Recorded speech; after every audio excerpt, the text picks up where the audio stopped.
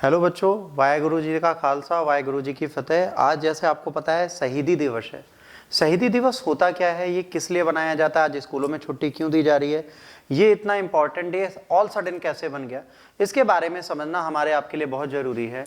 तो ये शहीदी दिवस जो है हर साल 14 नवंबर को बनाया जाता है।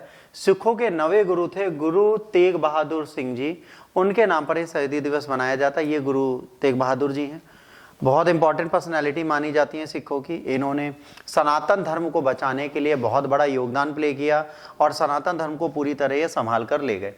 गुरु तेग बहादुर जी की अगर बात करें तो इनका जन्म जो हुआ था 21 अप्रैल 1621 को माता नानकी और सिखों के 6वें गुरु हरगोविंद सिंह जी के यहाँ हुआ था। गुरु हरगोविंद सिंह जी के यहाँ इनका जन्म हुआ था और यहाँ पर पैदा होने के पश्चात इन्होंने इसको संभाला। गुरु तेग बहादुर हरगोविंद साहिब के सबसे छोटे बेटे थे। इन्हें हिंद की चादर के नाम से भी जाना जाता है। ये लाइन जो है हिंद की चादर, इसकी बात हम लास्ट में करेंगे कुछ स्लाइड्स में कि हिंद की चादर इन्हें क्यों बोला जाता है। उन्होंने हिंदू धर्म को बचाने के लिए मुगल शासक औरंगजेब से सीधी टक्कर ले ली थी। ये पूरी कहानी अभी डिटेल में पढ़ेंगे कि कैसे इन्हें हिंद की चादर बोला जाता है, क्योंकि हिंदुस्तान में हिंदुओं को बचाने के लिए और सनातन धर्म को बचाने के लिए इन्होंने इस कार्य को किया।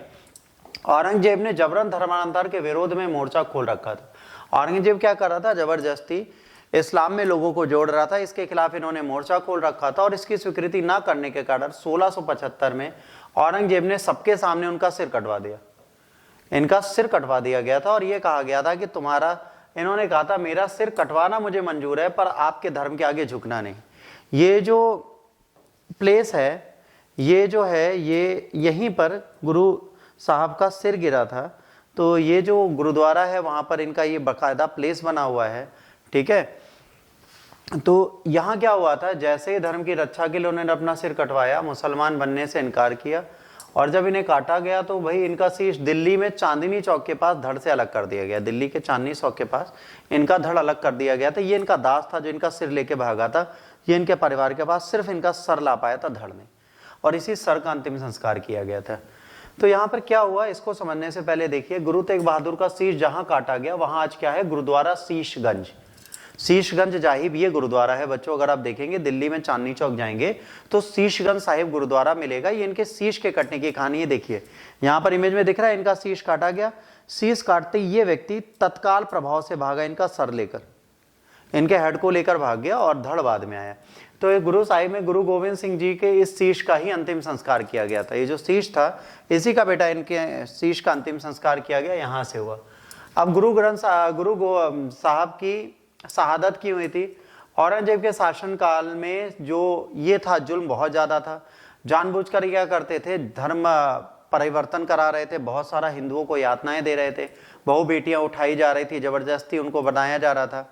औरंगजेब का सूबेदार शेख अफगान हिंदू जनता पर भारी जुल्म कर रहा था। तो ये सीधे कहाँ चले गए, गुरु तेग बहादुर जी के सामने चले गए और इन्होंने इनसे कहा, आनंदपुर साहिब में जाके इन्होंने कहा कि सर हमें बचाइए।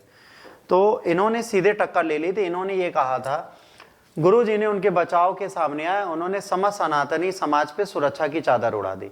इन्होंने क्या किया, सारे हिंदुओं को प्रोटेक्शन दिया था औरंगजेब के धर्म परिवर्तन के खिलाफ। इसी वजह से इनको हिंद की चादर के नाम से पुकारा गया।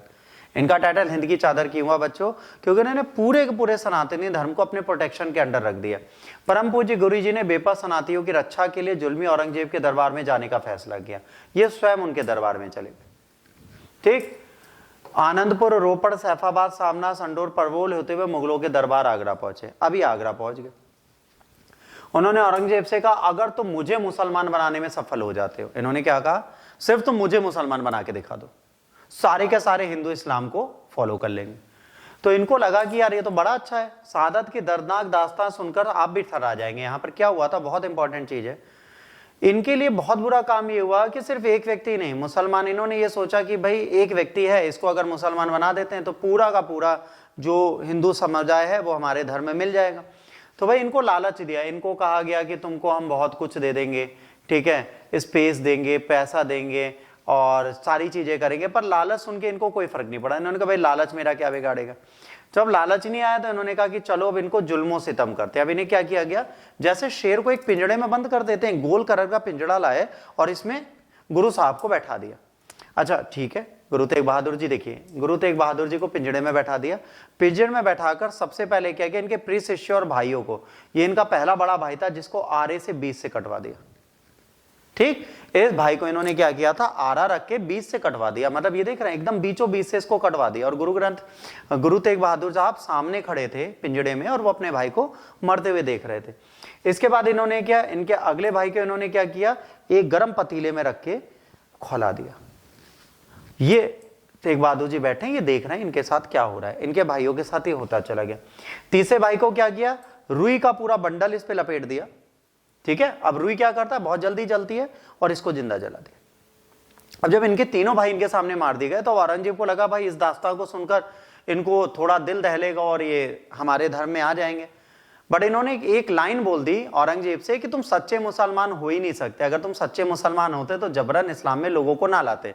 ये चीज कहीं ना कहीं गुरु तेग बहादुर जी की इनको बुरी लग गई और इसके चक्कर में ये कार्यक्रम 4 दिनों तक चलता रहा। जब ये नहीं डिगे तो बहुत ज्यादा प्रॉब्लम हो गई और उसके बाद इनको जब बोला गया तो इन्होंने जब बोला कि शारीरिक यातनाएं कुछ नहीं करेंगी, इसके बाद इन्होंने कहा तो चांदनी चौक में बादशाह के गुरु जनानों ने इनका धड़ सर से अलग कर दिया और गुरु तेग बहादुर ने सम्मान के साथ शहादत को स्वीकार किया। इन्होंने कहा कोई दिक्कत नहीं है, आप मुझे मार दो पर मैं सनातनी धर्म को बचा के रहूंगा।